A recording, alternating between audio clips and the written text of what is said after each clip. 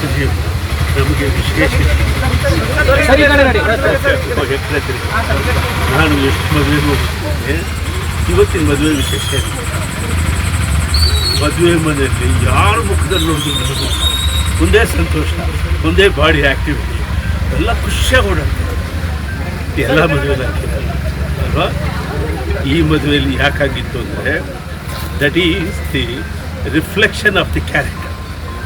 ಅನುಶ್ರೀ ಅನ್ನುವ ಒಂದು ವ್ಯಕ್ತಿತ್ವ, ಅದರ ಪ್ರತಿಫಲ ಎಲ್ಲರೂ ಊಟದ ಮೇಲೆ ಗಮನ ಇಲ್ಲ, ಫೋಟೋ ಮೇಲೆ ಗಮನ ಇಲ್ಲ, ಒಬ್ಬರೊಬ್ಬರು ತಪ್ಕೋತಾರೆ, ಮಾತಾಡ್ತಾರೆ, ನಗ್ತಾರೆ, ಖುಷಿಯಾಗಿದ್ದರು. ನಾನು ಅಷ್ಟೇ ಖುಷಿಯಾಗಿದ್ದೆ. ಆಕೆ ಕನ್ನಡಕ್ಕೆ ಸಿಕ್ಕಿದ ಒಂದು ಆಸ್ತಿ.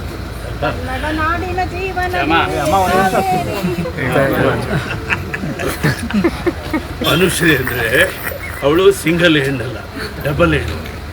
ಅವಳೇ ಒಂದು ಹೆಣ್ಣು, ಅವಳು ಒಳಗಡೆ ಇನ್ನೊಂದು ಹೆಣ್ಣಿದೆ.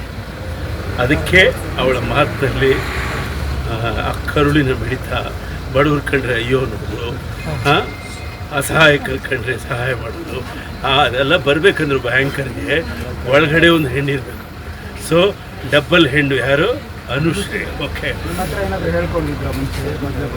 ಅದೆಲ್ಲ ನಾವೆಲ್ಲ ಕೇಳ್ಕೊಂಡಿದ್ದೀವಿ. ಏನು ವಿಶೇಷ ಅಂದರೆ ನಾವೆಲ್ಲ ಸಂಸಾರನ ಸೆಲೆಬ್ರೇಟ್ ಮಾಡಿ ಆಮೇಲೆ ಸೆಲೆಬ್ರೇಟಿಂಗ್ ಮಾಡ್ತೀವಿ. ಅವಳು ಸೆಲೆಬ್ರಿಟಿ ಆಗ್ಬಿಟ್ಟು ಈಗ ಸಂಸಾರನ ಸೆಲೆಬ್ರೇಟ್ ಮಾಡ್ತಾವಳೆ.